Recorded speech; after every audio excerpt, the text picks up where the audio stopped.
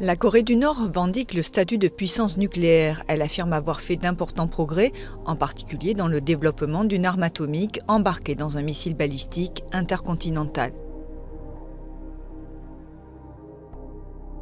Le pays est soupçonné de détenir déjà suffisamment de matériaux fissiles pour la fabrication de plus d'une douzaine d'armes atomiques. Depuis 2006, il a procédé à plusieurs essais nucléaires de plus en plus puissants. En juillet 2017, Pyongyang a déclaré avoir testé un missile balistique intercontinental. Ce serait alors le tir le plus long nord-coréen, marquant une nouvelle phase dans son programme d'armement.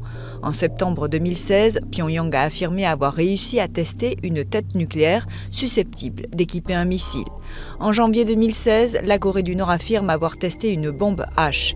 Un mois plus tard, elle place en orbite un nouveau satellite grâce à un tir de fusée condamné comme un test de missile balistique déguisé.